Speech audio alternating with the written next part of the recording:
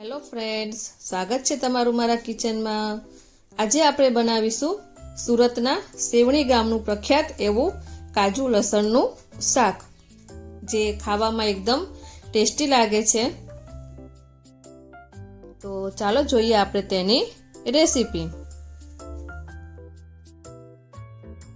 કાજુ લસણનું શાક બનાવવા માટે મેં 50 ગ્રામ કાજુ લીધા છે, 50 ગ્રામ લસણ લીધું છે, 2 થી 3 નંગ ટામેટા લેવાના છે, 2 ઇંચ આદુનો ટુકડો, 2 થી 3 લીલા મરચાં અને 2 નંગ સૂકી ડુંગળી લીધી છે।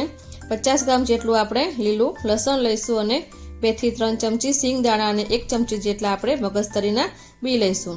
50 ગ્રામ પનીર અને 1 ચીઝની ક્યુબ મેં છીણી લીધી છે। વઘાર માટે અહીંયા આગળ તજ, લવિંગ, બાદિયા, ઇલાયચી, તમાલપત્ર અને સૂકા લાલ મરચાં લેવાના છે। તેની અંદર આપણે 2 થી 3 ચમચી આપણે જે અમૂલનું ફ્રેશ ક્રીમ આવે છે એ પણ તમે લઈ શકો છો અને ઘરની મલાઈને પણ ફેંટીને લઈ શકો છો। કસૂરી મેથી લઈશું અને લીંબુનો રસ લેવાનો છે 1 થી 2 ચમચી જેટલો। હવે વઘાર કરવા માટે અહીંયા આગળ 7 થી 8 ચમચા જેટલું આપણે તેલ લેવાનું છે, કારણ કે તેની અંદર આપણે કાજુ અને લસણને ફ્રાય કરવાનું છે, એટલે આપણે તેલનું પ્રમાણ થોડું વધારે રાખીશું। પછી આપણે ફ્રાય થઈ જાય એટલે વધારાનું તેલ કાઢી લઈશું અને પછી વઘાર કરીશું એની અંદર। તો સૌપ્રથમ આપણે તેને અંદર કાજુ નાખી અને કાજુને તળી લેવાના છે। તમે આખા કાજુની જગ્યાએ કાજુના ટુકડા આવે છે, કાજુના કટકા આવે છે, 2 ફાડા જે આવે છે, તમે કોઈ પણ કાજુને પસંદ કરી શકો છો। કાજુ આપણા ફ્રાય થઈ જાય એટલે તેને આપણે કાઢી લેવાના છે અને તેની અંદર આપણે આખા લસણની કળીને આપણે તેની અંદર ફ્રાય કરી લેવાની છે। તો લસણની કળી આપણે 2 થી 3 મિનિટ માટે ફ્રાય કરી લઈશું। ફ્રાય થઈ જાય એટલે આપણે તેને સાઈડમાં કાઢી લઈશું। તો લસણની કળી આપણી ફ્રાય થઈ ગઈ છે। હવે તેને આપણે કાજુના ભેગી જ કાઢી લેવાની છે।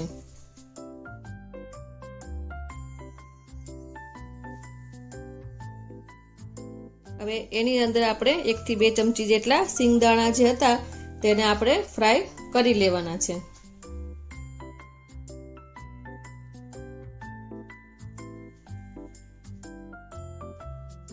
સિંગદાણા પણ આપણા ફ્રાય થઈ ગયા છે, તો હવે તેને આપણે કાઢી લઈશું।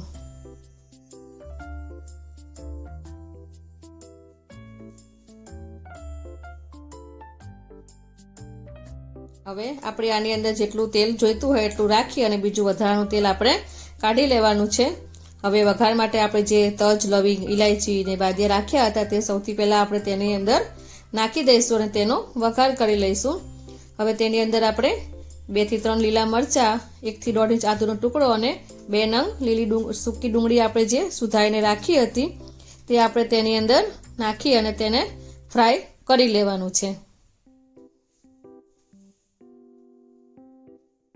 હવે તેની અંદર આપણે 1 ચમચી જેટલા મગજતરીના બી નાખી દઈશું અને 2 થી 3 જે ટમેટા આપણે સુધારીને રાખ્યા હતા તે આપણે તેની અંદર નાખી દઈશું અને બધું આપણે હલાવીને મિક્સ કરી લઈશું।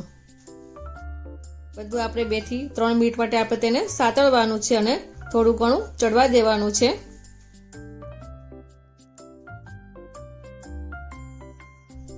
ફ્રાય કરતી વખતે આપણે ગેસની ફ્લેમ સાવ ધીમી નથી રાખવાની, મીડિયમ ટુ હાઈ ફ્લેમ ઉપર આપણે તેને સાતળવાનું છે। વચ્ચે વચ્ચે આપણે તેને હલાવતા રહીશું।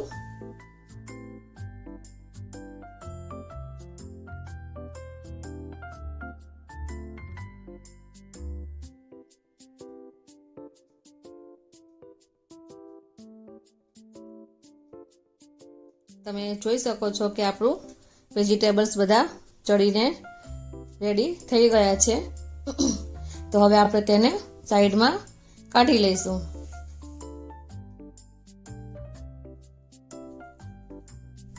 ડુંગળી ટામેટાનું આ જે બધી આપણે ગ્રેવી નાખી હતી તે બધું એકદમ ઠંડુ થવા દેવાનું છે અને પછી એને મિક્સચરની અંદર આપણે પીસી લેવાનું છે। તો હવે આપણે શાકનો વઘાર કરી લઈશું।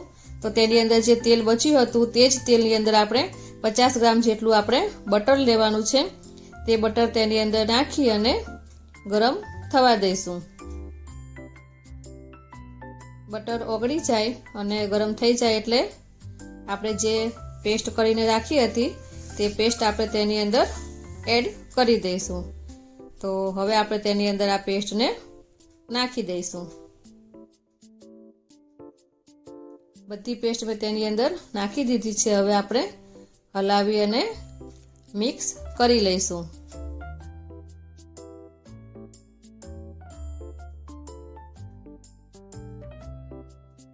બધું બરાબર મિક્સ કરી લેવાનું છે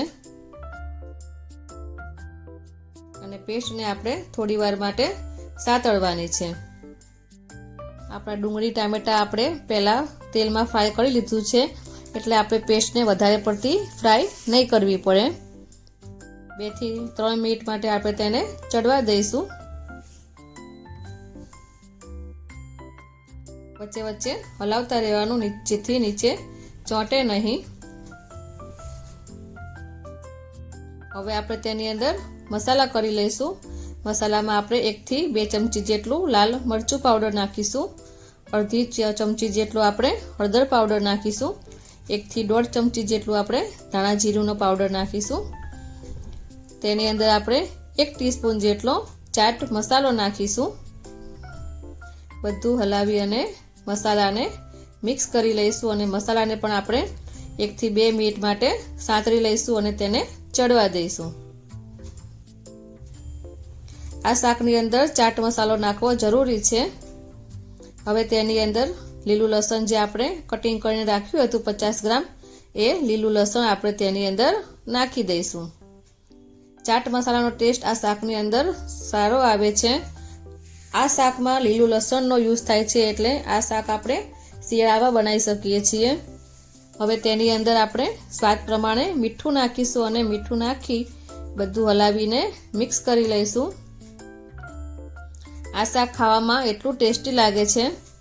નાના બાળકોને જેને પંજાબી શાક પસંદ હોય એ લોકોને આ શાક ખૂબ જ પસંદ આવે છે. આ શાક પંજાબી શાકના જેવું જ લાગે છે. હવે આપણે તેની અંદર પાણી નાખીશું જેથી ગ્રેવી આપણી થોડી ઢીલી થઈ જાય. તમે તમારા રિક્વાયરમેન્ટ મુજબ તમે પાણી યુઝ કરી શકો છો. જો તમારે ગ્રેવી વધારે ઢીલી જોઈતી હોય તો તમે થોડુંક વધારે પાણી નાખી શકો છો અને મીડિયમ જોઈતી હોય તો મીડિયમ પાણી નાખવાનું. હવે આપણે તેની અંદર જે પનીર અને ચીઝ છીણીને રાખ્યું હતું તે આપણે તેની અંદર એડ કરી દઈશું.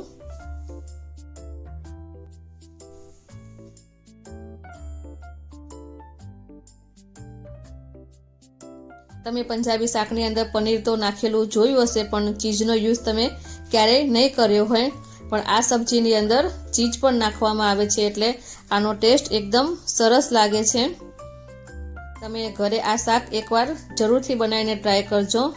નાના બાળકોથી લઈને મોટાને બધાને પસંદ આવશે.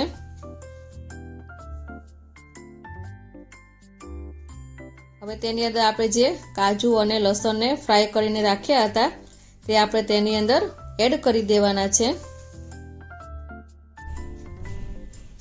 કાજુ અને લસણને એડ કરી અને બધું બરાબર હલાવીને મિક્સ કરી લઈશું. તમને જો ગ્રેવી હજુ વધારે ઘટ લાગતી હોય તો તમે થોડું પાણી એડ કરી શકો છો. હવે તેની અંદર આપણે લીંબુનો રસ નાખીશું. છેલ્લે આપણે 1 થી 2 ચમચી જેટલું ફ્રેશ ક્રીમ નાખીશું અને બધું હલાવીને મિક્સ કરી લઈશું.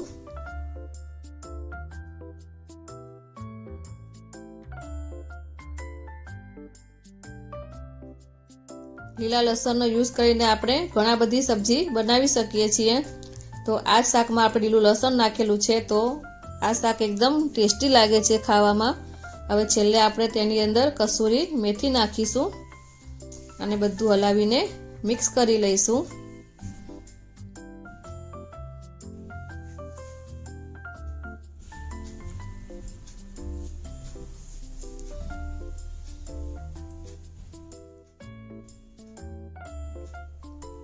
તમે જોઈ શકો છો કે શાક આપણું દેખાવમાં કેટલું સરસ લાગે છે. હવે આપણે તેને ઢાંકી અને 2 થી 3 મિનિટ માટે ચડવા જેથી તેલ બધું છૂટું પડી જાય. તો તમે જોઈ શકો છો કે તેલ આપણું બધું ઉપર આવી ગયું છે. હવે આપણે એકવાર બધું હલાવીને મિક્સ કરી લઈશું. તો ઓલમોસ્ટ આપણું શાક બનીને રેડી થઈ ગયું છે.